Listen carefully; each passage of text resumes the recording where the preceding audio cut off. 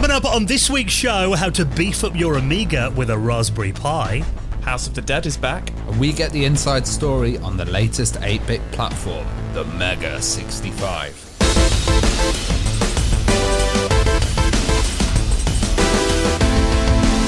The Retro Owl podcast is brought to you each week with our incredible mates at Bitmap Books. Now, if you get a second, go onto their website, bitmapbooks.co.uk, and check out The Games That Weren't, their biggest and most ambitious book to date, detailing 4 decades and more than 80 games that never made it to market.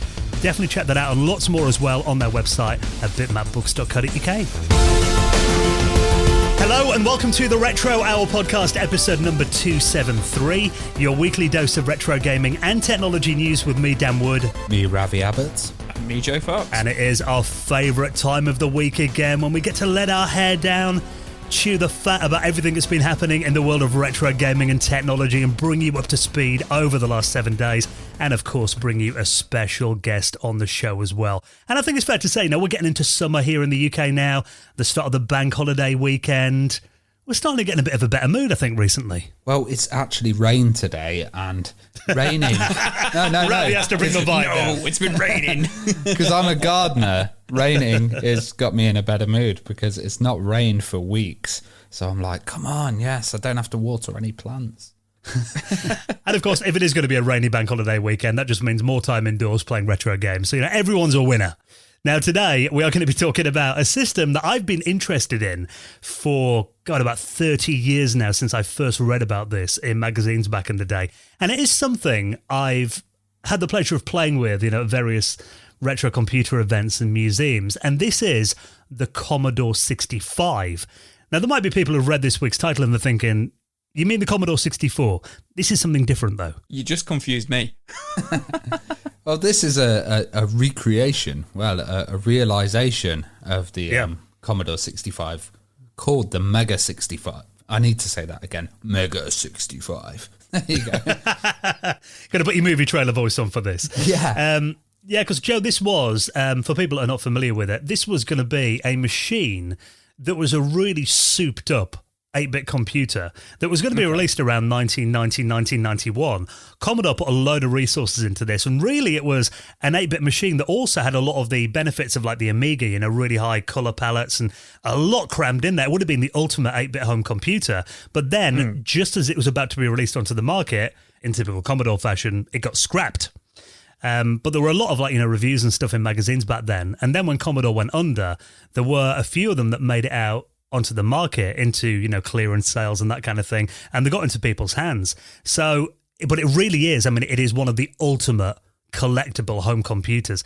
Didn't the last one on eBay go for like 20 grand or something, Ravi? It was like a ridiculous It's going price. for mad amounts. There's a few around and people would be like, oh, I bought this for £300 or I bought this for $150 and then I found it in a car boot in a puddle. Yeah. and the price they demand is insane. But this realization is absolutely wicked because it's a whole new machine. It's like they've molded the case. It's got a beautiful keyboard, mechanical keyboard, and it's not just the Mega 65 because this is FPGA based, right? So you can run the Amiga on there. You can run the Atari on there as well. And this case just looks absolutely stunning. It has a floppy disk drive. Can you believe this? In 2021, a floppy disk drive that actually reads and is built into the case. For me, that is one of the most exciting things about this project, because I remember reading in magazines about the Commodore 65. And actually, when I first got on the internet, I remember coming across a website, probably about 96, 97, showing pictures of the Commodore 65 prototype. And I remember it being like really high-res images. Do you remember having to wait for like 2 or 3 minutes for a JPEG file to download on the web? I was looking at pictures of the... I was going to say I was looking at pictures of the Commodore 65, unfortunately. But it was... I remember looking at that thing and my God, that thing looks cool. Because it kind of looks a bit like an Amiga 1200.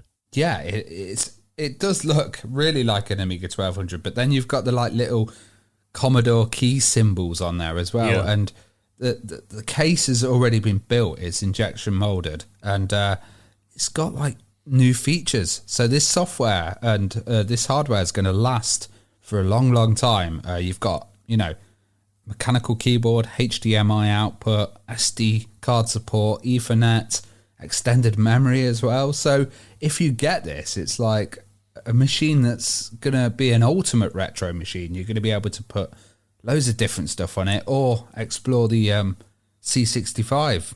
Yeah, because I mean, for me, that's, a big part of the excitement is the fact that I'm going to finally be able to own something that, looks like a Commodore 65, feels like one, and can run the limited amount of, software that was made for that machine.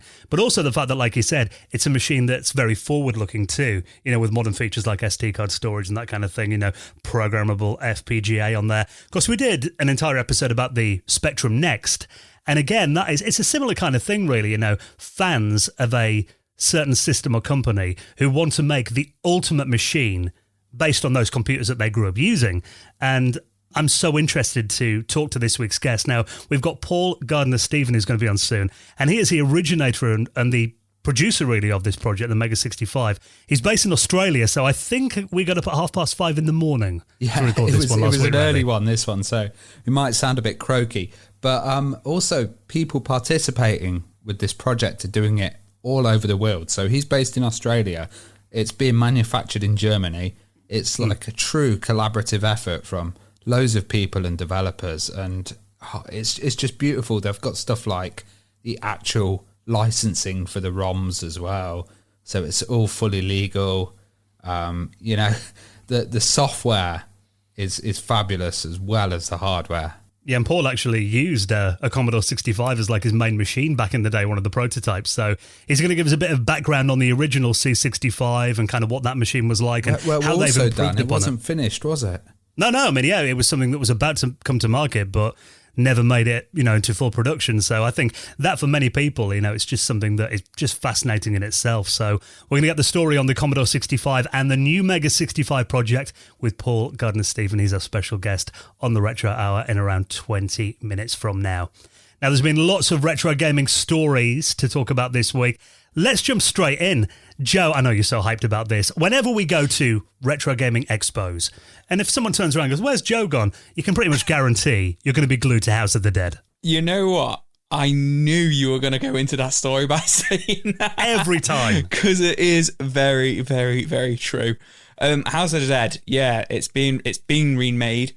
It's coming to the Switch in 2021. We've not got a release date yet, but we did have the release trailer last week as part of the Nintendo Indie World Showcase, which was on April 14th. Lots and lots of cool games on there, but yeah, the one that stood out for me was the House of the Dead remake, which just looks absolutely awesome. I don't play my Switch enough. I've only got like 3 Switch games, but this is definitely going to be on pre-order when it comes out. But yeah, the House of the Dead has got to be probably my favourite arcade shooter of all time. Is it going to work with a light gun, or is it going to be tapping the screen? Well, that's the thing. This is so bad because I'm meant to be such a gamer and stuff. Do the actual what are they even called? Not the nunchucks. What are the Switch controllers called? The Joy-Cons. The Joy-Cons. There we go. Do they let you shoot the screen? The Joy-Cons? Do we know? They do have. Yeah, it can work like a Wiimote.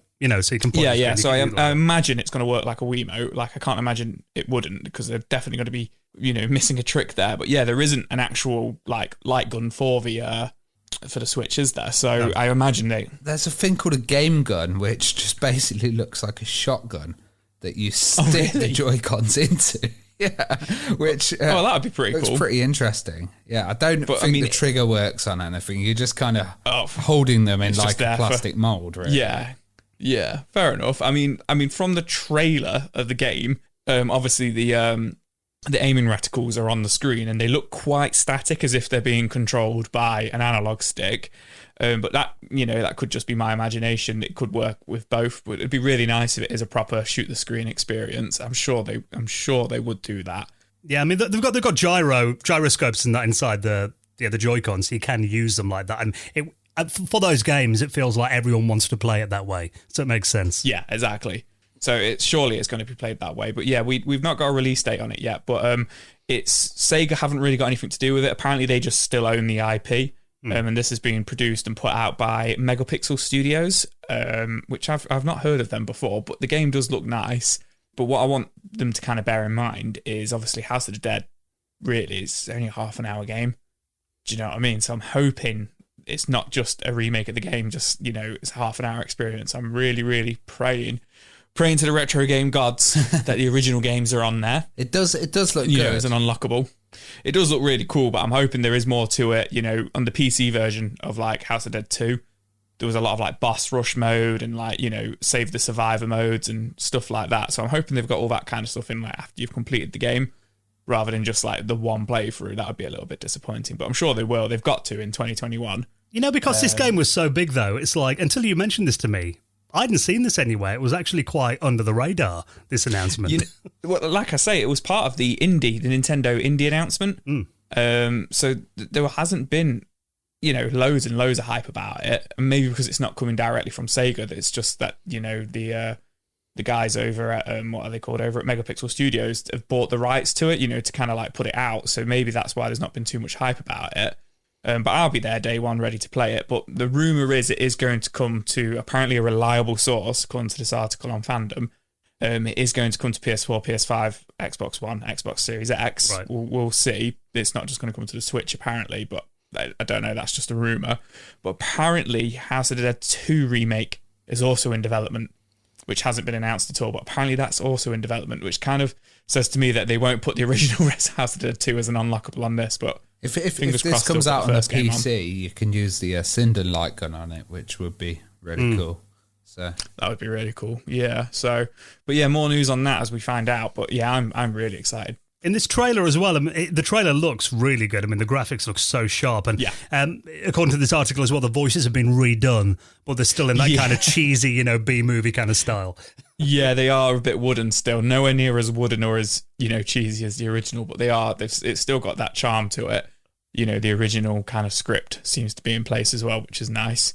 But yeah, man, I love House of the Dead, so I pray that they actually do a good job of this. It makes sense though as well, especially when you've got, Joy-Cons that, have the motion control in there. It kind of baffles me that we haven't had more, kind of light gun games ported over to platforms like the Switch and even, the Wii and stuff before it.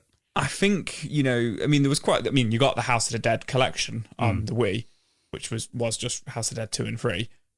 So we've not actually had a version of House of the Dead 1 since the Sega Saturn version and the PC version in like 96, 97.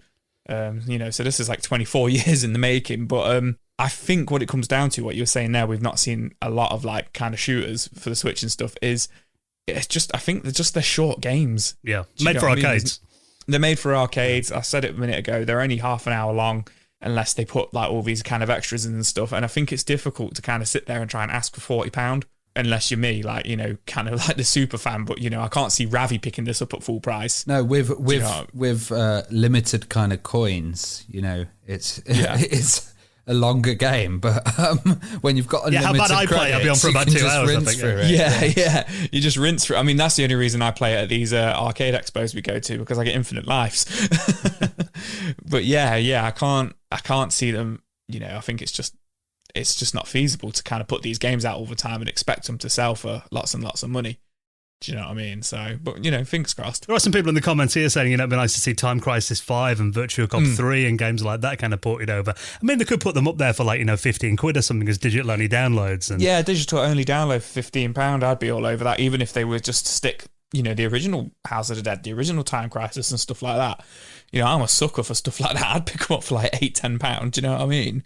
And then when we're meant to record the podcast, I'm like, where's Joe? Then we'd know where you'd be, yeah. Just here. We know exactly where I'd be. Now, something that I've been spending far too much time on over the weekend is souping up my Amiga. Now, you know that I love to hack around with old systems and kind of push them to the limits. Usually doing this is quite an expensive process. Now, we've talked before on the podcast about stuff like the Warp 1260 and the Vampire. And these are projects that, really push these old Amiga computers from the 80s and early 90s into realms that were just unimaginable when you were a kid. You can watch... I watched my YouTube videos on my Amiga 600 from 1992. When I saw that, I was like, wow, this is crazy. But usually these projects, I think it's fair to say, and I'm sure you'd agree, Ravi, these are for the real hardcore fans because, they often cost upwards of £500 to get hold of some of these high-end ones. Cheap for some of them, for the real rich fans as well. But this things that's just come out called the Pi Storm is absolutely fantastic. Now, we've seen in the BBC people putting Raspberry Pis in there to act as other processors. And it makes so much sense because the Raspberry Pi, everybody's got one in their drawer. You know, they're really cheap and they've got everything on there. They've got like USB hubs, they've got HDMI interfaces and stuff. So you just need it to kind of talk and connect with the Amiga. And you've managed to get hold of one of these devices. It's called the Pi Storm, isn't it? Yeah, so like you said, I mean, we've mentioned it on the show before that making custom hardware, you know, stuff like the warp boards and that, you know, they're always going to be pricey because they're made in limited quantities. They're custom designs and, you know, getting those to market. I mean, a lot of these products are selling for, like you said, upwards of £500, but really they're not making any profit off it. And how just much because is it's this so expensive. one, Dan? This works out at about £11. So, hell of a lot cheaper. You do need a Raspberry Pi as well. Now, this is actually a little interface board. So you open up your Amiga 500. At the moment, it only works with the A500 and the A2000, I believe. It's been tested on. But what you do is you open your Amiga, you find the CPU chip, you pop it out, and then you put this little board into the socket where the CPU was. And then it's got a little slot on the top of this board where you plug in a Raspberry Pi 3, and it attaches to the GPIO pins in there. And then you connect your Raspberry Pi up with an HDMI cable and a keyboard and a network cable, put a bit of software onto the SD card on it, and then after that, the Amiga will think that this is a new souped-up CPU. It's not just a CPU as well. It's a hard drive as well, so you can have a HDF file in there. It's a USB interface. It's also got the fast memory in there as well, so you can get up to 128 megabyte of fast mem, which is a huge increase, and you can get RTG graphics out of there at 720p.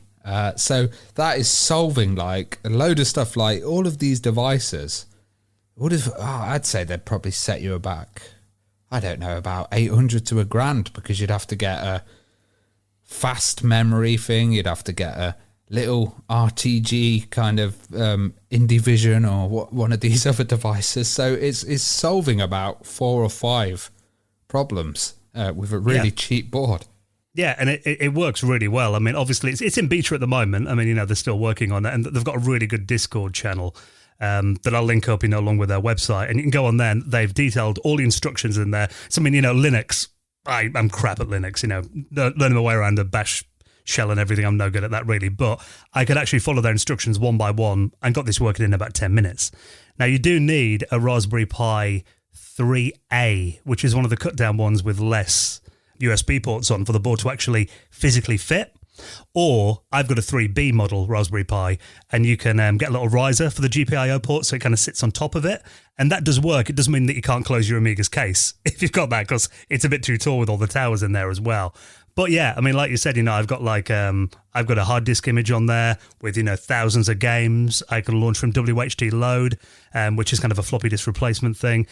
Loads of memory on board as well, and it can even run, you know, games that were more demanding back in the day, stuff like Frontier, which is all seems to be the benchmark that people show in YouTube videos, running really smoothly on here. I mean, it kind of puts it up to like Amiga 4000 kind of speeds, which, you know, for £11 and a Raspberry Pi that's a couple of years old inside an Amiga 500. Like you said, this was unheard of if you didn't spend like thousands of pounds a few years ago. Yeah, it was unheard of last week. You know, it's like absolutely mad, and the Amiga becomes the most expensive item now, rather than the accelerators or anything like that. But there is another accelerator that's coming out, and I just thought I'd give this one a mention because I found this really interesting.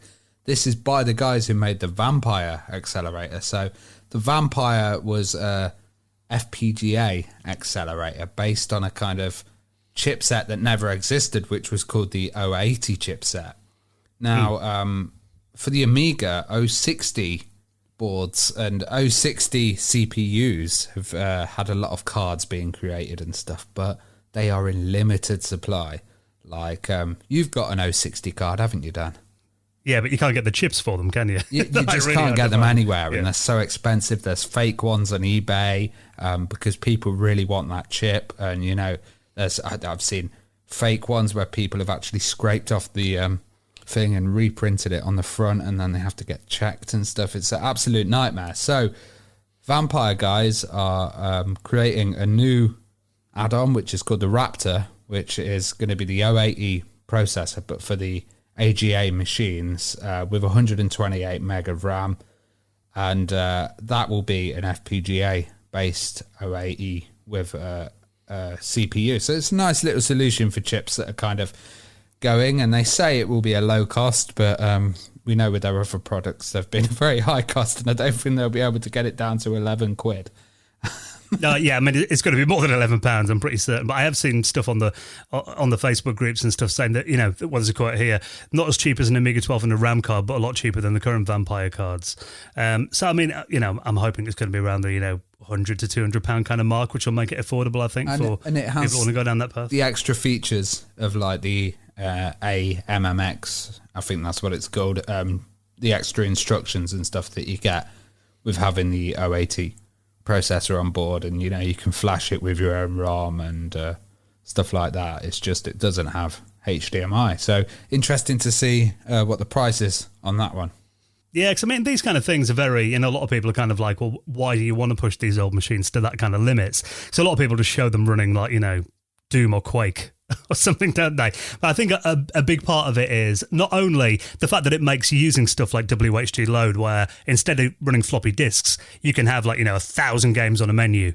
And I've been loading in things like the talkie version of Beneath a Steel Sky, and some of these kind of later games that were more demanding that actually run really nicely using this solution. So I think there are definite reasons for having it. I think there's one in development called Buffy the Vampire Slayer, yes. which is so fast that I actually think with Warp 3D, there's a thing called Wasp 3D, which is just kind of hammers the CPU.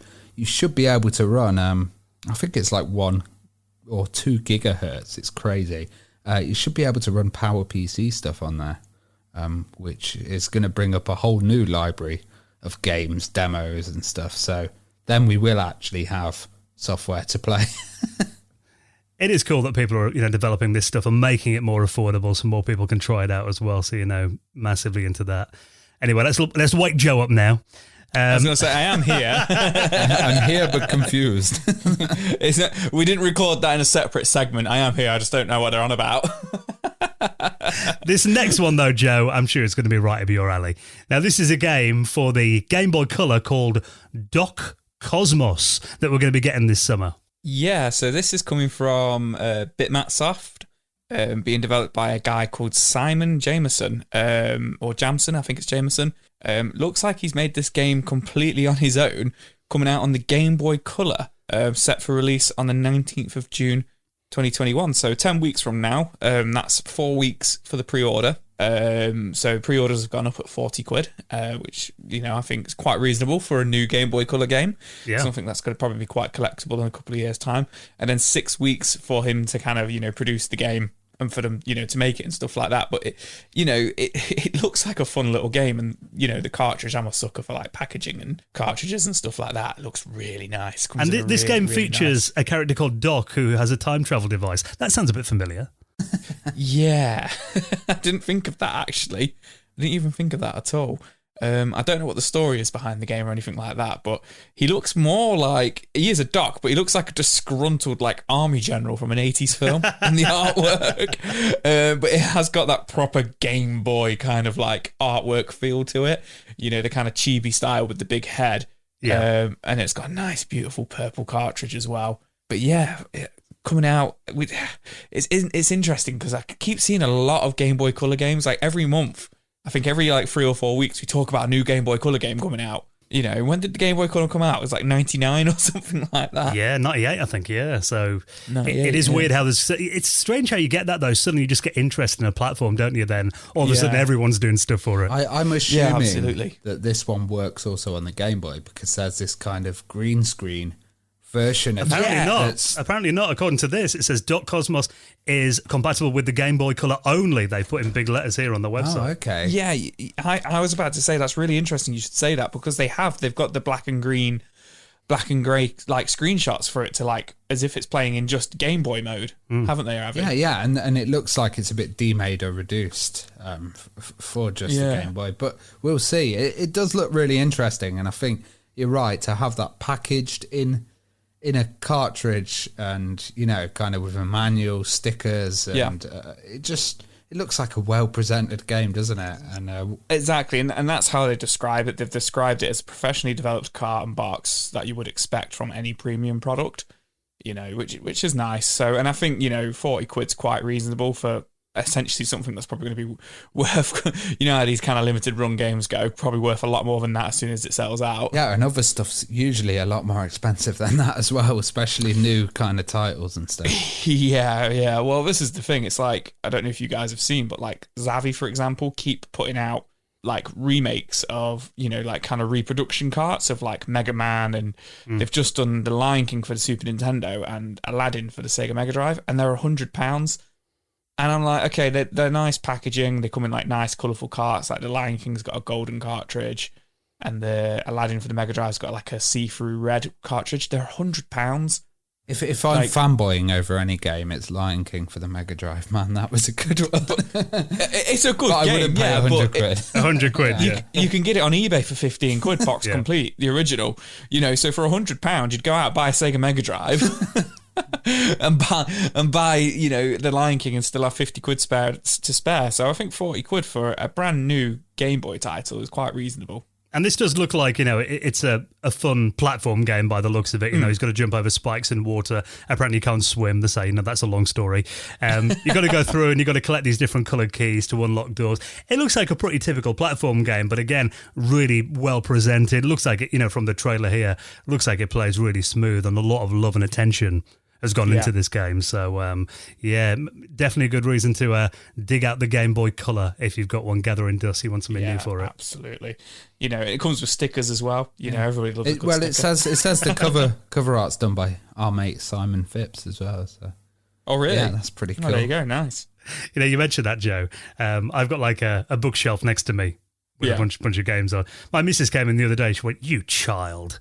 I went, "What?" She goes, "Why is that covered in stickers like you're 8 years old?" I said, "Well, a load of stuff comes with stickers, so I put it on the side." She just started and walked out the room. As long as it's not banana stickers, then. It is retro stickers, actually, which you might not know. I keep buying gaming T-shirts and stuff, like Resident Evil T-shirts, and they come from like, you know, these independent, like, you know, UK T-shirt makers and stuff like that, and they always put like some sweets in with the packaging with you and some stickers.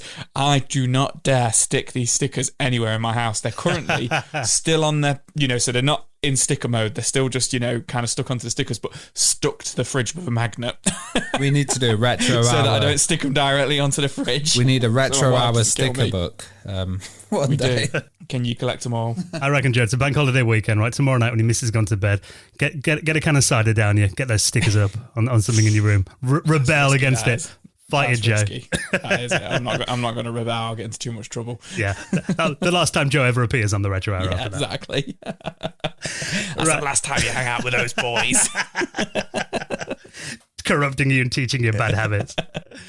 Now, something else I know you're going to be so hyped for, Joe. Resident Evil. My God, this is your week, isn't it? Resident Evil 4 in VR. I know, this is my week. This is definitely my week. You can tell who did some of the news stories this week.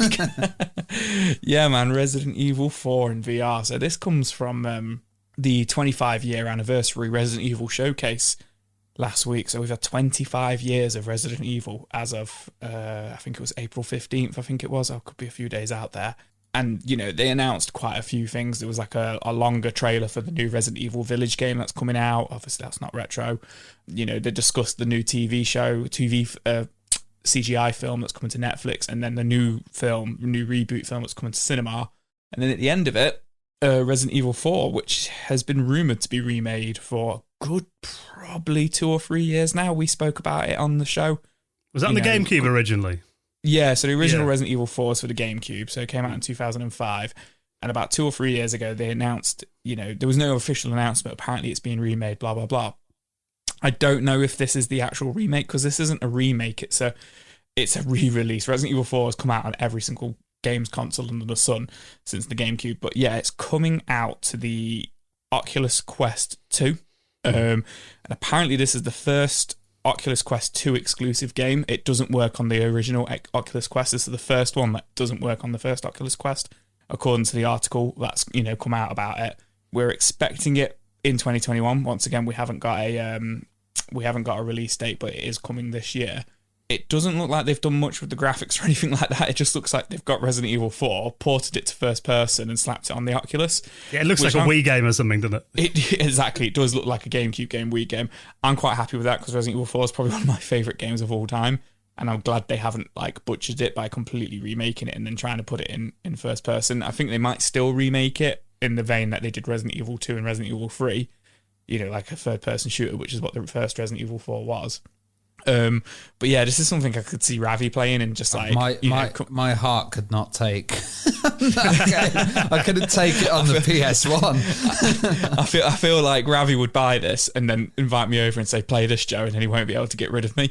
So Ravi gets scared playing Pac-Man. Yeah, this is true. I've never played a Quest as well, so if I'm untethered, I might like jump out the window or something. I don't know. But this, I mean, I think this is another reason my wife could kill me because I don't think I'd be buying a Quest 2 anytime soon. I don't think I've got a PC strong. Have any of you guys tried a Quest yet? An Oculus Quest? No.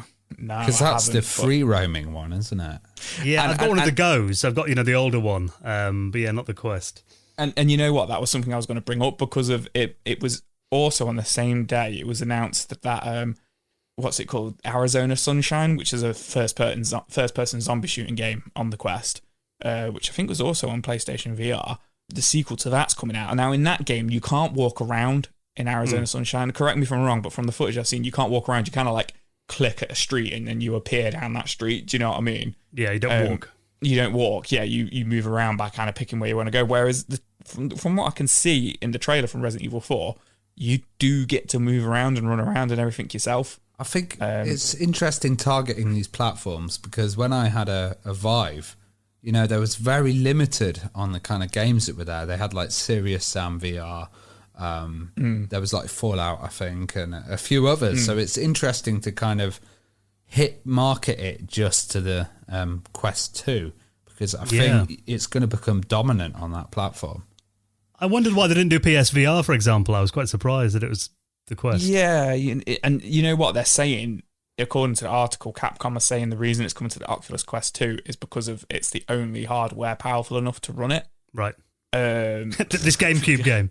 This first person game, this GameCube game they've made first person, which is interesting. But I mean, I reckon I'm sure I've read somewhere there's rumors that there's going to be PSVR for the PlayStation 5, so they could be saving it for that.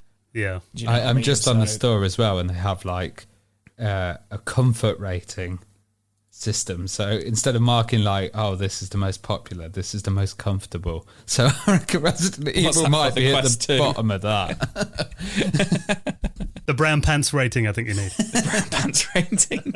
You know what? Resident Evil 4 was the kind of the turning point where it was going more towards action. Yeah. I mean, in the trailer, there's a bit where the El Gigante, which is essentially a giant troll, it's how the trailer ends with it about to like punch you in the face. And I can imagine playing that in VR, you would flinch. You would be like, oh, kind of thing. So it'd be interesting. It would definitely be interesting. It's the kind of thing I'll probably play when they've got it at an expo somewhere for people to try out for 10 minutes. So I remember, so expensive. There was a Resident Evil game, the one that came out on the 360. I remember playing that, and it was like, because it was all set during the day, and it was the least creepy version of Resident Evil I ever played. It just didn't work for me, that one. But yeah, Resident Evil 5 is like, and Resident Evil 6 are good games. They're really good games. They're really good action multiplayer games, but they're not horror games by any means. But yeah, Resident Evil 4, if you want to get some brown pants and you've got an Oculus Quest 2, I think that could be the way to go. 5 brown pants out of 5. There you go. There we go. Joe's rating. Now, before we get into our guest this week, talking about the Mega 65, the Evercade. Now, Evercade seems to be a title that we talk about so much recently, one of the biggest names in retro gaming systems. Tell us about this then, the Evercade VS. Yeah, so this is basically a home unit. So before we had the Evercade, which was portable, kind of like a Nintendo Switch. And the unique thing about the Evercade was it didn't give you tons of games. It gave you a little selection of games, and you had them on a cart. You put them in, and they'd have stuff like, Namco Classics and Atari Classics, Codemasters, Team 17 and stuff like that.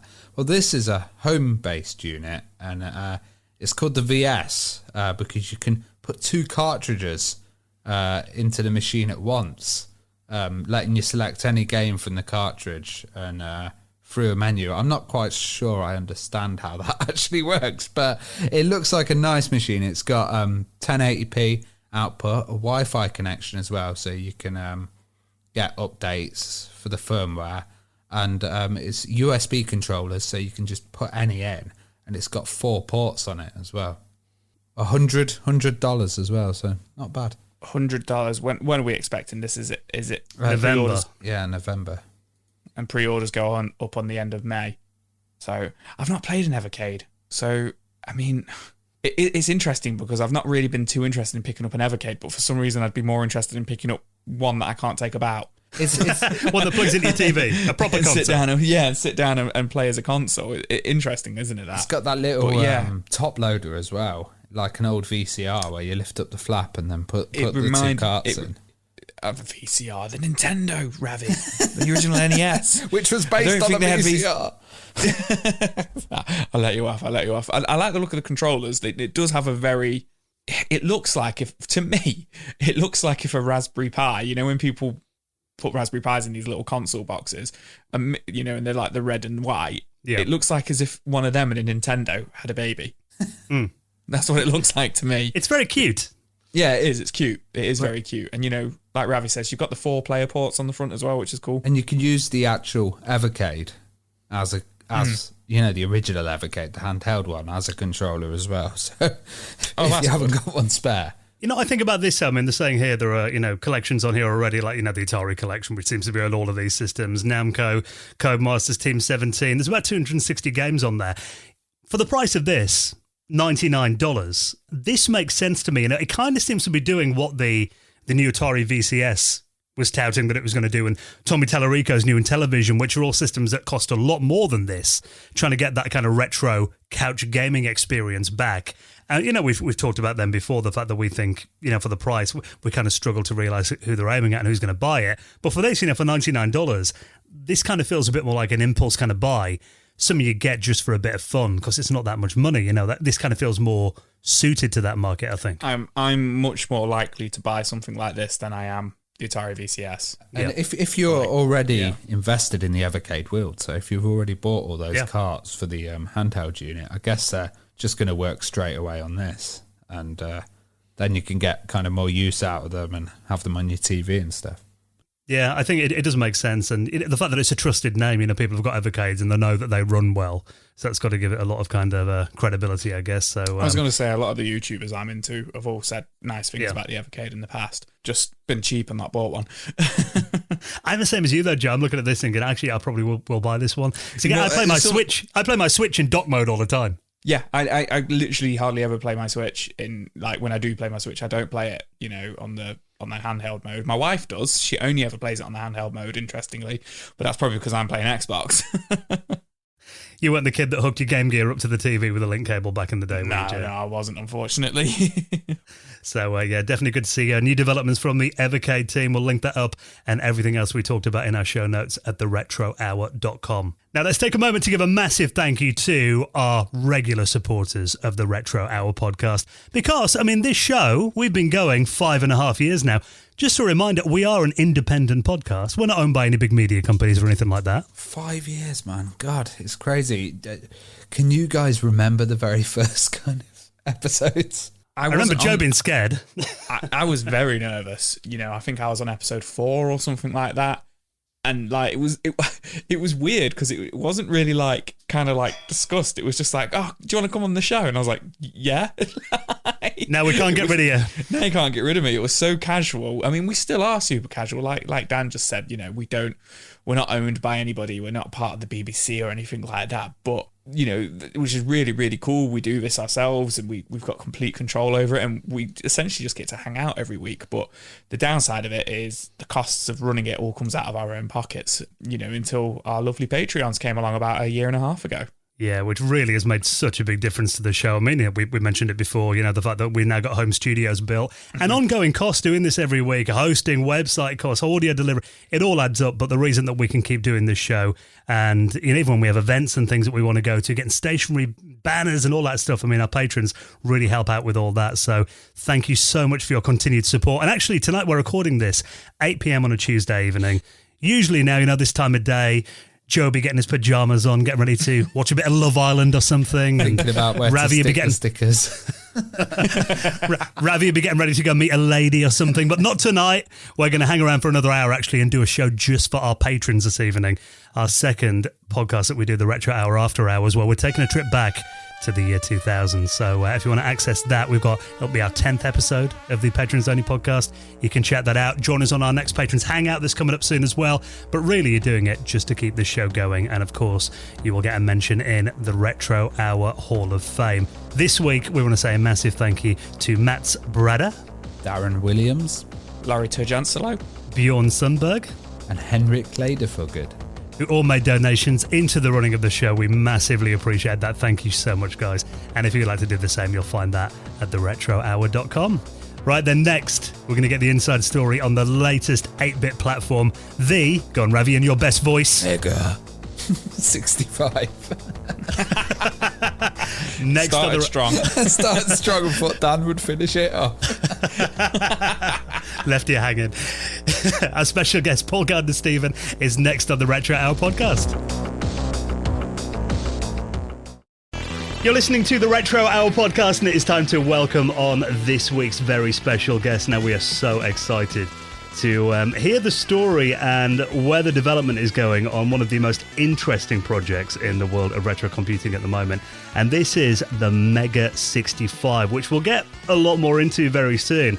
But really, this is an attempt to update and kind of finish the job that Commodore were doing back in the late 80s and early 90s to make the ultimate 8-bit computer, the Commodore 65. So let's welcome on Paul Gardner-Stephen, the originator of the Mega 65 project. Hello, Paul. Hello. Great to have you joining us. Now, before we get into this really fascinating project that you're working on, the Mega 65, I think, is, one of the most exciting things I've heard about in years. Being a kid that read about the Commodore 65 back in the day and really wanted one. I mean, what's kind of your background with computers then? Where did your journey start? Yeah, so look, I think the first home computer I owned was a VIC-20 because it was all I could kind of afford secondhand in the 80s. And then, in primary school, we were lucky enough. I remember when we got Commodore 64s in primary school and kind of learning to code in BASIC initially, and then in high school we had them there as well, and learning how to start coding in assembly language and kind of going on from there. Then I studied computer science at a university here.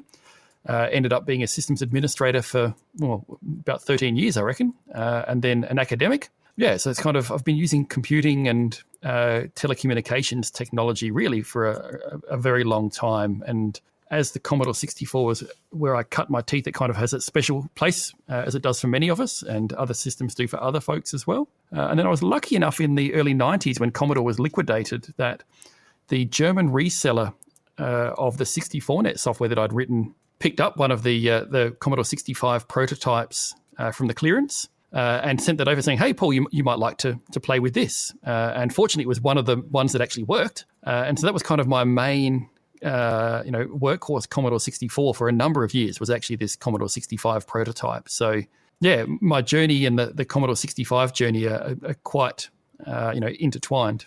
Were you like a proper Commodore fanboy back in the days? Did you get into arguments about which machine was the best and kind of stuff like that? I'm sure I did, but I think it was more sort of early 90s and kind of, the whole, is the Commodore 64 still any good, or have PCs completely displaced it kind of thing. I never really had the money to get an Amiga or anything, and I could see that they were kind of different kind of machines. And so, yeah, I loved working on the Commodore 64, but I don't think I was too militant against folks on other platforms. It was amazing in the UK because they were still selling them really late on, and there was still a huge kind of user base for them. What was it like in Australia? Was there still a bit of like people still into them and using them? Yeah. So I reckon they finally went off sale. I reckon I saw the last clearance ones in the department stores here in about 92. But there were already so many of them as well that the scene kind of hung on. So the software that I was talking about, 64net, that was being sold, I reckon 95 to 98, maybe even 94 to 98. I reckon was when that was being sold. So I'd kind of was just starting at uni, and even actually the year before, 93, I reckon, must have been when the first sales were. I think it was about 92 in the UK as well. 94, I think this one's 94, yeah. wow. Yeah, 94 was when the last ones were made, but I think they were mostly focused on the Eastern Europe market, and possibly, and I can't remember the order of things, the Audi C64s that were dirt cheap in Germany might have been at that end time frame, and sort of the Franken machines where they had whatever cases were laying around and whatever coloured LEDs and whatever main boards and whatever chip combinations. So there were quite some strange machines that were turned out in those last days, as they were really just looking to get a bit of cash from their stockpiles. I'm interested in the Commodore 64 networking kit that you mentioned as well. What's kind of the background with that then? So that was, again, my poverty growing up meant that I could never afford a CMD 2000 or one of the hard drives or anything. But I could already program on the PC. And so I remember thinking, well, I've got these PCs. There's parallel port. There's a user port. This is moderately electrically compatible. So I set about making my own software for doing bulk storage on PCs to be able to load games and things much faster. So that took a year or two to turn into what became 64net. The bulk of the market actually was in Germany. So we had performance peripherals in Germany were kind of the reseller for that. And I reckon they sold was several hundred copies of that. It kind of funded my way through university in terms of having pocket money for different things. And basically just used any cheap, boring old PC like an XT or something, use the internal hard drive, a program that ran under DOS, and then a little wedge program on the C64 side, and then this kind of custom cable that you made up to go between the parallel port and the user port. And I think the real key to success actually in Germany was that the distributor got Volkswagen to make a GEOS driver for it. And in a funny twist of history, Volkswagen is actually working on the GEOS support for the Mega 65 quite independently. I remember when the guys at Mega kind of came and said, hey, we've got this great guy who can do GEOS programming, and he's going to help us out. And I said, oh, that's great. So who is it? And they're like, oh, it's Volkswagen. I was like, yeah, I know Volk. So it's been a little bit funny of sort of, of drawing of things back together with the machine. It's crazy that led you to get your hands on one of the Commodore 65 prototypes back in the day then. I mean, so you got your hands on this machine. I mean, did you kind of know how special it was then? What were you kind of thinking when you got hold of one? No, so I think like for a lot of people in the mid-90s, you kind of go like, oh, yeah, it's kind of cool, but it's a cooler version of, an out-of-date machine. It would be like, someone turning up with a really swanky horse and cart, right? That had some nice new features, or someone a railway turning up with one of the the last steam engines with all the streamlining and superchargers and things that they actually put in the last steam engines, and go, well, that's kind of really cool as a steam engine or a horse and cart, but really we're interested in motor vehicles. And so it was cool and fun, and I loved using it, and I loved the advantages it actually had over the original C64, but it wasn't really viewed as that special at the time. How much more powerful was it than the C64? Yeah, so it was about 4 times faster. So the clock speed was 3.5 times, but a number of the instructions were faster. So the 2-cycle opcodes with 1 byte on the 6502, almost all of those are 1 cycle on the C65's 4510 processor. So that really gave it an extra speed boost for tight loops and things. They would tend to run quite a bit faster. So I remember early on patching a version of Turbo Assembler to do the assembly at 3.5 megahertz, and it was really lovely to use. And of course, you had double the RAM, but perhaps otherwise the most one of the nice things was actually having the RGB monitor, so you could actually read red text on a blue background without it just looking like rhubarb mush. So it was a bunch of little things that added together to make a really pleasurable 8-bit machine to use. It was interesting as well because Commodore were kind of researching the C65, and a lot of people kind of said it was a bit of a dead end with the other machines coming out, and were a bit kind of confused about why they were actually investing time and money into it. Yeah, and I think that whole story is a bit of a sad one, and I think to this day there are people who worked at Commodore who would rather forget the C65 because it was something that they kind of worked on in the design space when really what they wanted to be working on was the AAA Amiga. But management didn't want to fund something that would be that expensive. It was like, well, just do something that will help, get us a bit more life out of the 8-bit line because that will be really cheap to do. And they never really bridged the connection between the C64 and the Amiga as well. There was that kind of weird jump and gap, wasn't there? And I think that the C65 was really designed to address some of that. And certainly, I mean, you had people who'd worked on the AGA Amiga design having input into the C65. And so some aspects of the C65 are actually AGA equivalent. So you had 8-bit planes on this, funny 8-bit machine, as many as on the Amiga 1200. So you could do better pictures than you could on an Amiga 500. But whether it was marketing insisting on not having a machine that could compete with the Amiga or not, I'm not sure. But the bit plane design on the C65, unfortunately, was very, very limiting. So you couldn't do the kind of the hardware scrolling of a large bit plane that the Amiga could do because the bit planes were fixed at 8 kilobyte locations. And so combined with the low clock speed and only 128K of RAM, you couldn't really double buffer. You were really stuck with just stationary kind of images if you wanted to use the bit planes. And so I think that the late date of its design and also in true Commodore style, the extremely slow DOS code to use the internal disk drive, that it got about a kilobyte a second in C64 mode from a drive that should be able to do 30 kilobytes a second. So it fit in the Commodore stable very nicely in that regard, but was quite counterproductive for making really impressive demonstrations, particularly when you start trying to display images that might be 64 or 128 kilobytes in size, and you sit there, waiting as long as downloading it off a modem at the time. It was. I think as it was designed, it was unfortunately destined to be a bit of a dead end. The fact that you were using a C65 prototype as like your main Commodore 64 for a couple of years, and I've seen a couple of them in the wild and at computer museums and that kind of thing. They actually look quite finished units. I mean, how close did it come to being ready for the shop shelves? I believe they were really close. So the hardware, with exception of a couple of little tweaks on the cases that needed to be fixed because the cursor keys and return key were notorious for jamming. So I actually had to file my case to make sure that those keys could move reasonably freely. Otherwise, the hardware with the Revision 5 circuit boards were, I believe, effectively finished.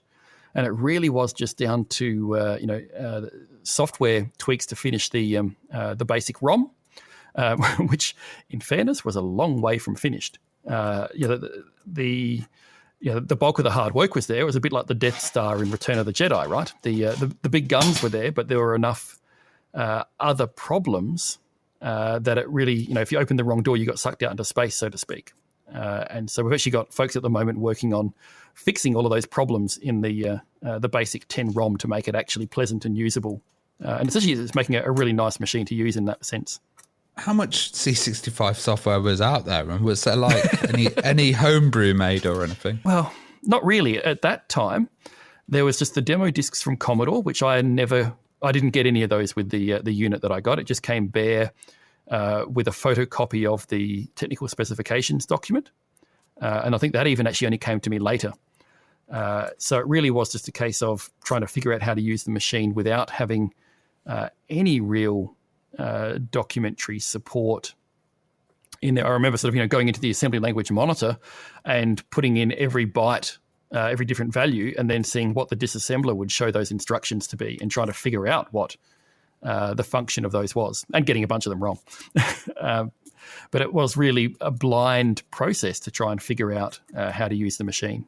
And how did collectors get hold of them then? Because you mentioned it never got released. I mean, how did they get into people's hands? Yeah, so the main way was, I think, through Grapevine buying up the kit that was in the warehouses of Commodore when Commodore went bankrupt. And then they flogged them off, I think, for $100 US at the time. They were really cheap. And I think my German distributor paid not more than 200 Deutschmark it was at the time still. And just sent it over because it was a quite cheap item at the time. Kind of like selling off a bucket of unicorn horns without realising it. Well, that's the thing. They're massively expensive now.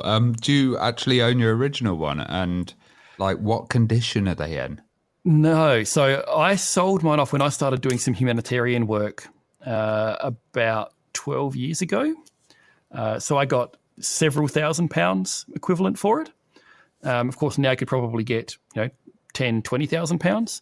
And really the Mega 65 came out of me missing what was just a really fun 8-bit machine to use and wanting to recreate that at some point. And I'd also had an idea for a long time about an accelerator board for the Commodore 64 using a trick that I'd worked out back in the mid-90s. So in fact, the Mega 65 originally was just going to be an accelerator board, but then sort of morphed into being its own device. And once the Museum of Electronic Games and Art were on board, and we started really planning to make the complete finished hardware like the original, was sort of, when it really took on that, full life that we're now kind of seeing with it.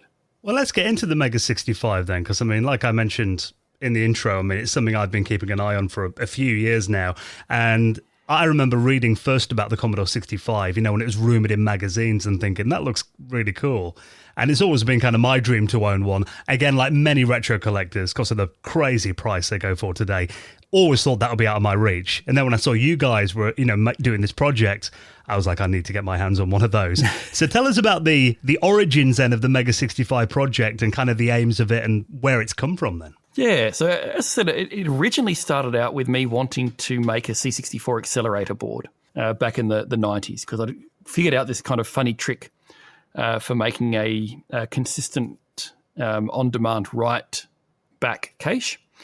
But knowing that I didn't kind of have the hardware available at the time, and I didn't really have the skills at the time to make such a thing. And then went through university, learned how to program FPGA chips, and went, this is actually a good way to do it, but they're still a bit expensive, and didn't have the capacity at the price point to do what I wanted to do.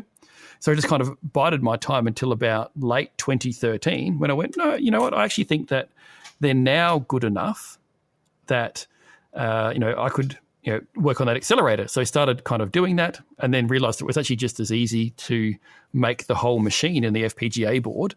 And then, you could have VGA output and all those other kind of nice things. And the goal quickly shifted back to trying to recreate the C65, because no one else had kind of recreated one at that point in FPGA. And yeah, it was really just because it was fun to do in my own time. And it was, I reckon, 2015 when I had it booting up to BASIC and kind of, demonstrable. That was when Mega got interested and thought, hey, this would actually be a great thing to do as their next kind of, computer archaeology reconstruction piece as a non-profit group. And yeah, and with the great folks from there. So on my own, it would just be an FPGA board that you could stick a bitstream on and run. But with Mega, they went about finding partners who could actually make a custom motherboard for us, make a full custom mechanical keyboard with nice double-shot front-printed keycaps, and organised doing a full custom case design that looks just like the original, but with the correct port cutouts and things, and get that injection molded. And so something that began very small and with modest goals has now basically turned into really the realization and creation and completion of the C65, but with some improvements to make the Mega 65 spec with that as well. Well, who's involved then? Because I remember meeting someone at Amiga Germany and him talking about the Mega 65, and that was the first time that I'd actually met anybody or even heard of the project. And I think that was the team member that you mentioned earlier. That's right. So that would have been Deft, I'm pretty sure. So there was Deft and a couple of the other guys were there. So I'd say there's probably half a dozen key members, maybe even a little bit more in Germany. A lot of the activity is kind of based around Frankfurt am Main, so in Hessen, just because it's where they kind of lived. And I also ended up having a sabbatical with my work there in Darmstadt, just south of Frankfurt. So we had there was a great patch for about 4 months where we were actually all co-located and, could hack away on weekends and evenings together, which was, we worked great as a team remotely, but it was actually really lovely to have that opportunity to work face to face And then there's a whole host of folks. There's some folks in the UK. There's some other folks here in Australia, folks in the US, and even in South America, actually, contributing to the project in different ways. And one of the nice things, and a decision that we're actually all really super comfortable is the right decision for this, is that we said from the beginning the Mega 65 would be open source. We've seen too many retro computing projects die prematurely, partly from lack of goodwill when you do things in a proprietary way, but also just that if the designs aren't open, the support can't go on beyond the point at which it's economically profitable to support. And for us, the Mega 65 was never about being economically sensible.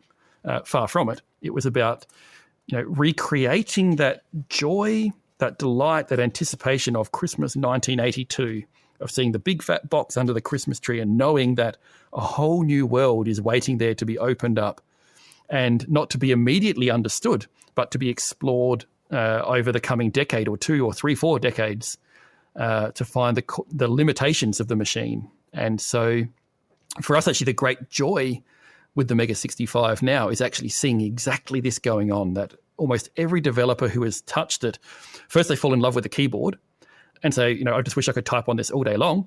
And then the next thing is, I haven't had so much fun since the early 80s when the C64 came out, of, again, discovering the machine. What can it do? What can't it do? What is its personality?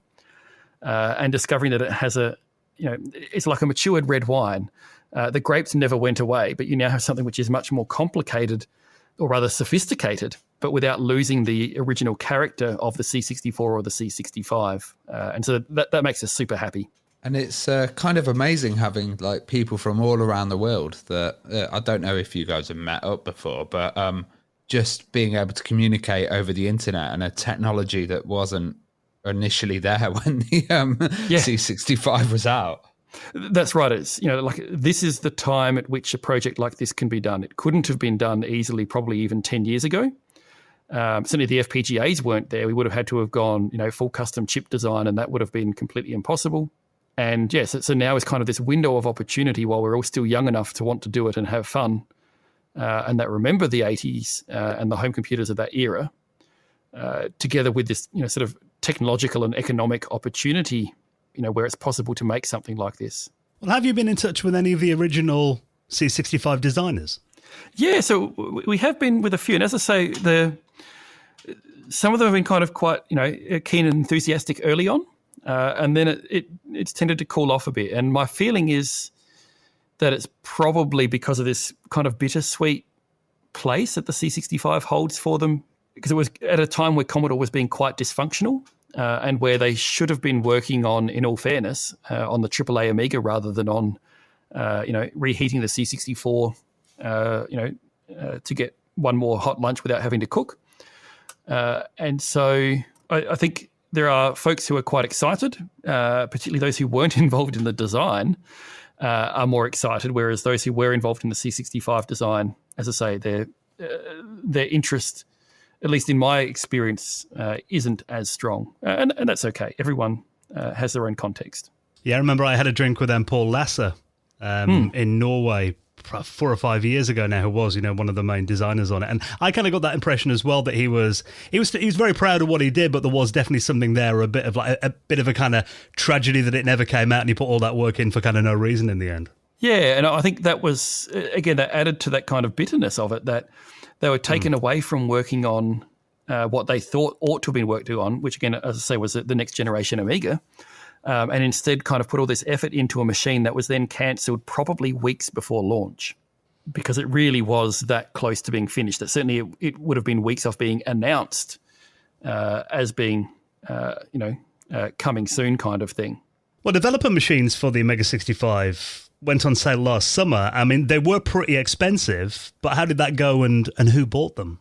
Yeah, so that was a whole interesting kind of thing, that we were quite open saying that we needed to price those machines to give us the cash flow as a non-profit volunteer exercise to be able to do the remainder of the work. So we were very transparent with the community about that. I'm not sure that everyone that saw the information got that messaging, which is a little unfortunate. I'm not sure how we could have done it better, but I understand it didn't work perfectly.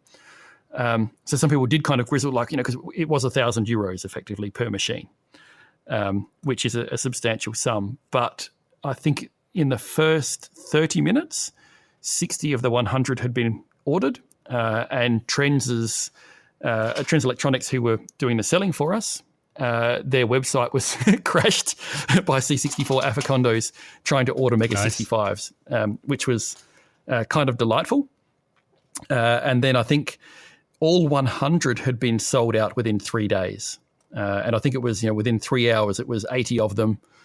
24 hours, it was 90. And then it was, those last 10 only took another 2 days to go. So that for us was actually really exciting to see that the demand was there. And what's been really interesting as well is that about a third of the people who bought them are active developers. And I think this is one of the things that's a little different between the Mega 65 and some of the other retro computing projects, is that it is a very developer-heavy community. And so there are great things coming out of, it doesn't need a huge community to make interesting software and things. So there's already, there's Amiga mod music file players available for the Mega 65. We've got Shalon 50K, who does his, the C64 coding streaming. So he's developing for it now. Has already released one remake of one of his games and is working on another, and did a fantastic Turrican technology demo that looks at least as good as the Amiga, if not better. And so it's a delight for us seeing that it's the personality of the machine is very much one of, like the C64 in the early 80s, of what can people do with it rather than just simply use it. Well, it's awesome to hear that it kind of, sold so quickly and crashed the site. It's like a pop star or something, having a big concert and everybody going mad. How close is it then to the original C65? So quite, in terms of the function of the chipsets and things is, 95, 98% plus, probably even a little bit better. It can use a real 3.5-inch floppy drive, which we actually love. We know lots of people are saying, why are you bothering to put a floppy drive in a computer in 2021? And the whole point really is that because we're making a computer from 1991 and we want it to be complete. And so there's a whole kind of interesting story of us trying to source thousands of identical 3.5-inch floppy drives in 2020 and 2019. That it was a non-trivial exercise. The keyboard is also very, very close. The only difference is that our keyboard is better than the original, quite substantially better. Having used the original, as I say, for a number of years, the tactile feel of the full mechanical keyboard made by GMK on the Mega 65, and with the nice front printing and top printing, it is just a sheer joy to use that. The main board is all custom, but as I say, with the FPGA, we implement all of the C65 chipset plus 100 megabit Ethernet, dual SD card. The cartridge port we've changed to be C64 compatible instead of the funny C65 cartridge port that nothing would fit. The trapdoor we've changed to be a more FPGA extension board kind of connection rather than the C65's funny custom one. But again, there's very little software that needed any of the C65 specific things that we haven't added support for. So the majority of C65 software already runs on it, but that is an extremely small amount of software. And then the Mega 65 extensions are designed to be backward transparent when they're not being used, and backward compatible to the C65 and C64. So the C65 itself actually had this kind of way of hiding the new chipset features. And so we've actually used that to also then be able to hide the Mega 65 chipset features. There's a door knock poke that you have to do this knock to turn on the C65's VIC-3. And then there's a different knock that you can do that turns on the Mega 65's VIC-4 chip and the other kind of supporting chips around that. I do love the look of the machine as well. I mean, you touched on the keyboard there as well, but you're also kind of cloning the Commodore 65 case as well. Tell us a bit about that process. Yeah, so that was really interesting. So we started out with I think we did a 3D scan of the C65 case. The guys in Germany got hold of one that someone had and scanned that, and then used that as the basis to make our own complete design files for that. And so the first few kind of test units were 3D printed, but we knew from the outset that we wanted to make this injection molded. And this was actually a real problem for us to try and figure out how we were going to solve it for a couple of years. And in the end, we threw all accepted wisdom out the window and just said, hey, well, this is a non-profit project. Let's just ask the community if they would like to pitch in to pay for the injection molding tooling. So not doing a Kickstarter style pre-order, because then that would light the fuse and then everyone would kind of be badgering us. And this is all being done in our own time. And if it stopped being fun for us to do, then it just wouldn't ever come to completion, and we didn't want that. So we just said, hey, totally transparent here. We're just asking for people if they want to gift into the cost of the injection molds, which was 66,000 euros. And so we just basically put that out, and lots of people poo-pooed us and said, oh, that will never happen. But in 101 days, which is 65 in hexadecimal, so very auspicious for us, we had that full 66,000 euros gifted to the project. And so then we were able to go to Hinsteiner in Austria and get them to start making the injection molding tooling for the case. Trends were also already making the custom mainboards. GMK were already making the custom keyboards. And so we've ended up with all of these custom parts that are beautiful to use and long-lasting, all being made, in the German-speaking continental Europe world. And the result is glorious. And when COVID hit in 2020, we didn't have any supply chain problems because we weren't relying on low-cost manufacturing in China or anything, because we knew we didn't ever have the volume for it anyway. And so our labour of love kind of approach has meant that we now have this machine that is just glorious to use. So I've got one of the first injection molded prototypes on my desk at home. And that is now my main 8-bit machine, as well as obviously development for the Mega 65. And it's so easy to forget that it's not the original machine. It just, as I say, except for the ways in which it is better, it's just like using the original. And that was really what we were aiming to achieve. Well, talking of original things, did it need the original C65 Kickstart ROMs or just ROMs? Yes, we need the original ROMs. And that also took quite a while for us to get a license arranged, just because the people involved in the process are all quite busy, and we understand that.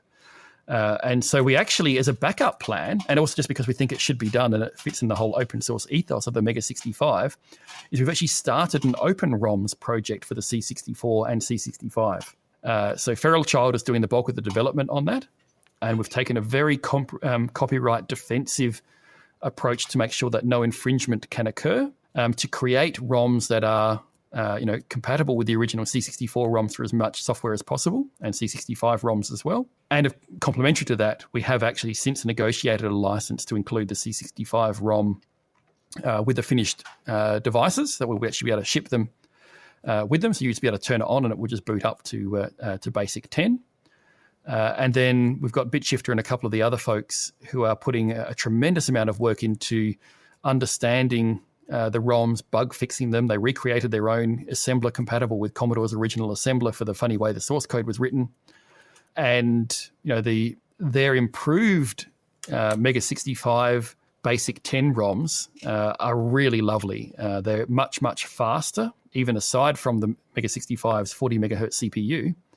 That just megahertz for megahertz, they're much faster than the original C65 ROM by using better algorithms for things, much more optimized code, missing kind of features, commands that weren't implemented. All of these things are being worked on, and there's a new release of that pretty much every week on the Discord server.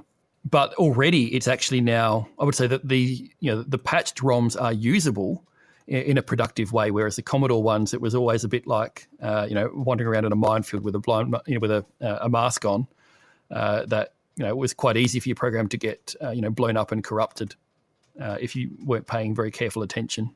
Yeah, I remember trying one at the Centre for Computing History in Cambridge, and just, you try doing things that you read about and it would be like unimplemented error or something. Yeah, that's right. Yeah, unimplemented command error was one of the banes. Yeah. Well, you mentioned about the 3.5-inch floppy drive that's in there. Have you got modern storage methods on board as well? Yeah, so there's dual SD card. So there's a full-size SD card in the trapdoor slot, and then there's a micro SD slot on the back of the machine. So they take SDHC cards, so you can put a 32 gig or a 64 gig SD card in there, and it supports a fat file system. And there's a built-in freeze cartridge in the Mega 65 hardware design as well that uses a special partition on that. So you can have a couple of thousand frozen games or software titles on there. So that's quite easy to access. And then we have the 100 megabit Ethernet connector on the back that, unlike the old RRNet on the C64, that was this kind of 16-bit chip, with its arm twisted to behave in a slightly 8-bit manner and couldn't do interrupts and things, and so was very poor performance. The Mega 65's 100 megabit Ethernet controller, we've got example software that does ping times under 0.3 of a millisecond. And you can saturate the 100 megabit link with this nice interrupt-driven, memory-mapped frame buffers. It's really lovely to use in comparison to the RRNet Ethernet. Being a FPGA, can you do something awful like put an Atari core on there? Yeah, so we don't have an Atari 400 or 800 core on there yet. We do have an Alpha Spectrum core that can even run some of the enhanced newer Spectrum kind of things. We've got a Game Boy core as well in alpha stage, and there's an Amiga core in the workings as well, which I think is going to be really exciting for the kind of the Commodore folks to have a machine that is able to be both the 8 and the 16-bit machine. As you say, kind of be that bridge, the Sasquatch, the missing link between the two machines, and let people have one machine on their desk, which I think would be really nice as well. So what's the community reaction been like around this machine? And do you think like the success of other machines like the Spectrum Next have inspired confidence in the project? It's been really interesting because we've purposely not taken a commercial or rushed kind of approach. So some people kind of like, oh, you've been working on this since 2014 or whatever, and it's like 7 years, and it's true. But I think people have seen that we've gone from strength to strength, that we now have a machine. We've sold 100 machines. And that the final machines will, we already have the injection molding cases and tooling and everything set up. That once people see what we've created, and the people who, kind of have that desire to relive that delight of the 1980s home computer experience, almost universally are really enthusiastic. You always get a few people grumbling around the edges, and when we've done strange things like the way that we crowdfunded the injection molding tooling, there were people who were kind of grumbling around the edges, but it's kind of clear even most of the ones who were grumbling around the edges would just dearly love to have a machine.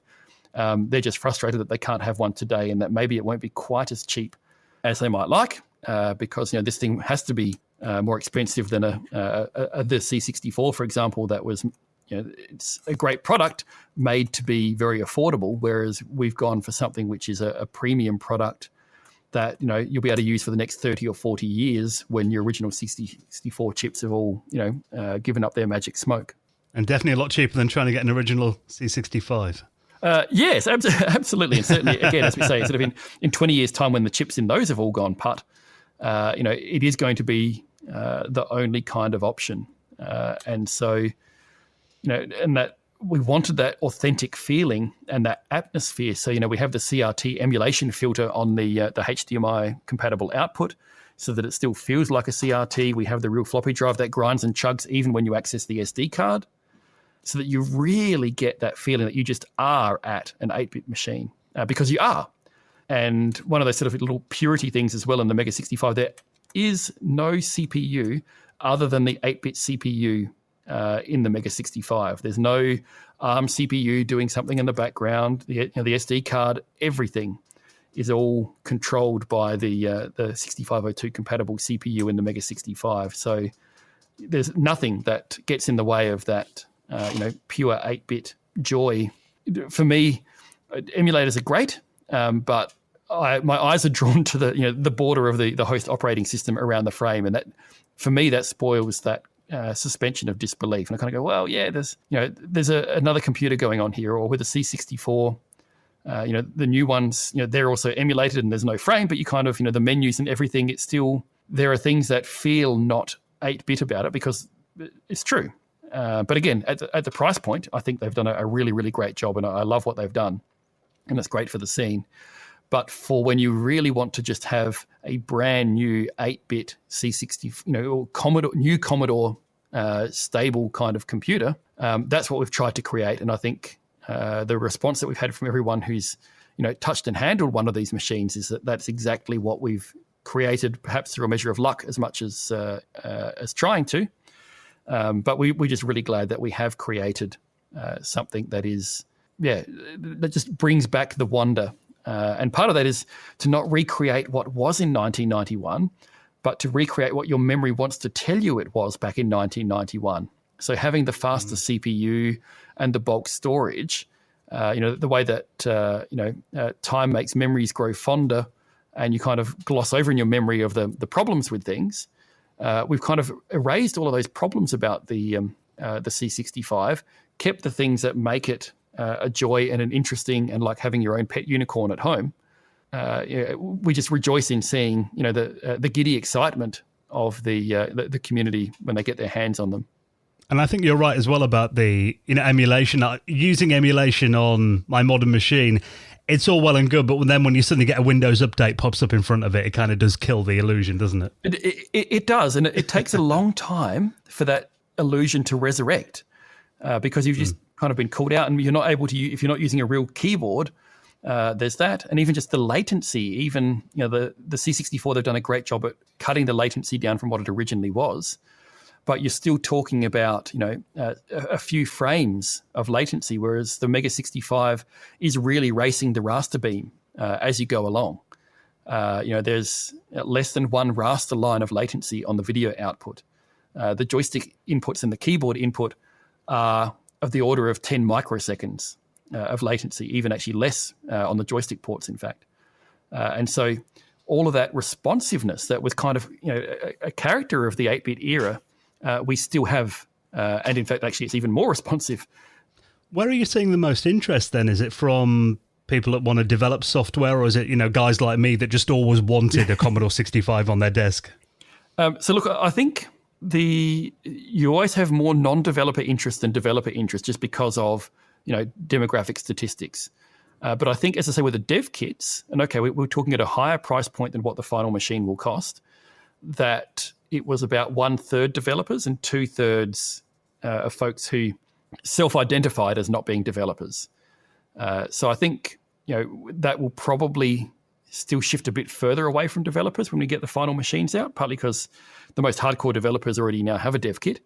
And, as more software is created, it will kind of be more fun for people to play with rather than to necessarily need to develop things for. But, again, our hope is, like as many long-term C64 owners, they may not immediately start developing, but they get to sort of, to pick that up and join the fun of that as and when they kind of feel ready to do so. So what are the kind of most impressive, maddest things you've seen the Mega 65 do so far? Look, as I say, I think Shallon's technology demo for Turrican was fantastic. So that's one of my favorites. Another one is one that I wrote myself, which is I wanted to do a Wolfenstein 3D type engine. So we have a kind of an engine demo that we just call Mega Maze. So it's just a hedge maze that you run around through. But it's full screen 320 by 200 at about 10 frames a second, and we haven't really optimized it that heavily yet. But it works really nice. With that, what else is there? So the mod file player is great because it just sounds as good as an Amiga, if not a little bit better, because we've actually got 16-bit audio channels rather than 8-bit. We've got image viewers that will view 256 color, 640 by 400 images. And actually, it's partly as a joke and partly as a bit of a proof of concept. We also made slide presentation software like PowerPoint for the Mega 65 that actually lets you edit the slides text only, but with proportional fonts and different size fonts and colors and things, and blinking text, of course. It's 8-bit era. And so I've actually used that for a number of conference presentations about the Mega 65 and about simple, secure computing. And so it's always a great crowd pleaser when people kind of see you giving a presentation from on the 8-bit machine and using a huge clunky joystick as the slide clicker and stuff. So I think there's some of my favorites. Oh, and Mu3P's Solitaire for the Mega 65 just looks a delight and is really responsive and everything to use. And so that's at 640 by 400, 56 color. It looks as good as the Windows Solitaire version that everyone kind of played on Windows 95, but is pure 8-bit. And it's like 28 kilobytes or something nuts because it's 8-bit. So yeah, there's already kind of this variety of fun stuff. And just in the last week, we've now got a prototype Telnet BBS client so that you can connect to some of the C64 BBSs that are out there. And that's already heaps of fun to use as well. And again, you just get that whole end-to-end 8-bit experience with that. So yeah, there's lots of fun stuff already, and more is coming out every month. Have you got networking built in as well? Yeah, so we have the 100 megabit network port. So the Telnet BBS client, we've got a full TCP/IP stack in there. So it does the DHCP discovery, gets its IP address, and then you can choose which BBS you want to connect to, and makes the connection. And then has that the terminal program kind of interface. And again, that's a bit of as a proof of concept for being able to do much more sophisticated things with the network down the track. Well, I mean, you've got these incredible capabilities in there. It does feel a bit like a waste of the machine's potential. But if someone wanted to boot, International Karate, the C64 version, up on the Mega 65, is it compatible with 64 software? So IK Plus, I can't remember whether it is at the moment. So lots of things work. In fact, lots of cartridges even work already, but not all of them. But again, on the C65, not everything was compatible either. But the hardware doesn't need any changes for that to improve. That's just a case of working on the VHDL code for the FPGA as we go along. And so we're kind of doing that along with other sort of critical path things to get the machine out. So I'm not expecting that we'll have 100% compatibility with every game title on day one. But it will be quite good already, better than the C65 ever had, which had some quite major compatibility problems, in fact, and that it will get better over time. And again, being open source, we don't necessarily have to be the ones working on those compatibility improvements. We will, but the community has the confidence that they can actually, patch things and improve things as they go along as well. Well, what's the documentation going to be like? Yeah, so the documentation we've already got is about a 900-page manual that we've done very much in the same typesetting style as the original C64 Programmer's Reference Guide. Because again, to me, part of that joy of discovery of an 8-bit machine is to sit there with this huge ring-bound book and flip through and go like, I wonder what I could do with that register or that feature, or let's see how I can play sound in BASIC and those sorts of things. So there's already a huge section documenting all the commands in BASIC 10 and sort of some intro programming to BASIC stuff in there. There's a beautiful machine setup thing with nice diagrams about where to plug everything. The chipset reference is something like 300 pages already as well. And again, there's a bunch of examples on how to do different things with the video controller, with the sound, with the DMA controller. Yeah, and that's continuing to grow. And again, there's a bunch of folks in the community all contribute to that because that's all open source as well. And so we hope to actually produce printed versions of that people can buy and have those volumes on their desk. Probably will end up being 5 volumes of about 300 pages each, is my gut feeling, because ring binding a 1,000+ page book is logistically difficult, shall we say. Having been involved in this project, Paul, for 6 years, you've been working on this. What have kind of been the biggest challenges then, and any things that you didn't expect along the way that you ran into? Look, I think VHDL programming, I often joke with the German team members, is going for a Sunday picnic in Mordor, only with more smoke and fire. In that there are things that seem they should be really easy and turn out to be really hard, and yet other things that you think are going to be showstoppers sometimes turn out to be really quick and easy to fix. And so there's kind of that aspect to it. And there is an element of cat herding where you're trying to get all of these things together to work stably and reliably together. And that's, if you like, the systems integration and testing piece can be quite hard work. But I think what's been really great is that wherever we've had a great challenge with these things, the community has kind of, produced people who've volunteered to help with things and to break those kind of lock points, particularly at times when myself or others as volunteers haven't had as much time to be able to put into the machine. And so it has continued to progress in leaps and bounds. And I think we're still hoping that I think we're still aiming that by the end of this year the pre-orders will be open for the final machine. And again, because of COVID, we actually hope to have the machines out this year. That I think is looking uncertain at the moment. But hopefully next year people will actually have machines, very much before Christmas, maybe even before summer. We'll see, but we don't want to make any promises because there are so many factors outside of our control, and as a bunch of volunteers, it's just that it's hard to predict what the forward path will be. Well, your day job is being a computer science lecturer. Have you had any interest from the students? Yeah, so the students love it. And so we've run a few projects on it where students have worked on different aspects of it, and that includes working on the PCB design for a handheld version of the Mega 65 that would double as a mobile phone. And this is sort of one of my favourite little pet side projects of that, to make an 8-bit smartphone that actually can be much more secure and privacy respecting, and just a darn lot of fun. The students, I think, enjoy kind of the retro aspect of it, as well as that it's an architecture that they can understand. So I also use it to teach the operating systems course.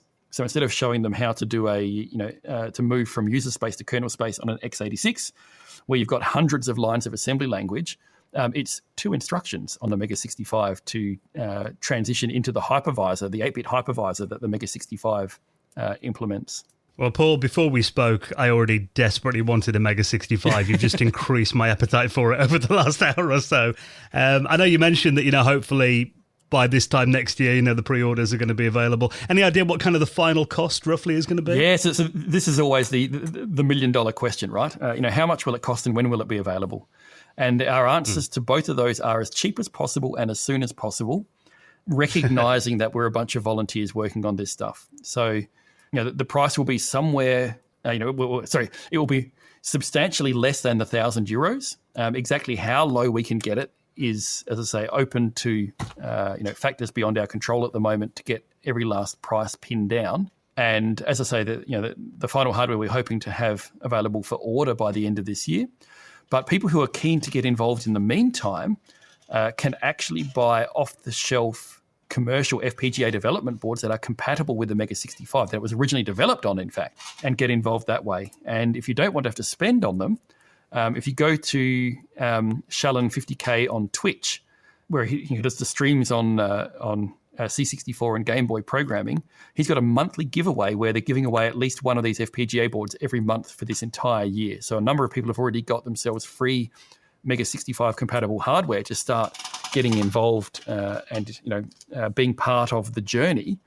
Because again, it's the journey of exploring the machine, of seeing what can be done, of being the people, a bit like with NASA today with Mars, right? They've just, flown a helicopter, an aircraft powered flight on another world for the first time. And so, you can be the first person to figure out how to do new effects on the Mega 65, or to even just make relatively simple things that people haven't implemented for the Mega 65 yet. So there's very much there's that joy of trailblazing that can be experienced today. So, folks who have an interest, and whether that's in testing software or whether it's in developing software or contributing to documentation or hardware design, any of those things, my strong advice as someone who's really enjoyed working on the Mega 65 for the past 6 or 7 years is don't put off getting involved in the fun, because it really is I think the most fun project that I've been involved in, and it's clear that there are many more years of great fun for everyone that wants to get involved to enjoy. Well, Paul, I'll obviously put a link to the website and your communities in our show notes as well. Everyone should go and check it out and follow your progress as well. Like I said, I think, for me, this is, one of the most exciting projects in retro computing that I've heard of in years. And, I'm so hyped to get my hands on one when I finally can. Thank you so much for coming on and sharing some of your stories, and the best of luck with it. Thank you very much, and thanks for having me.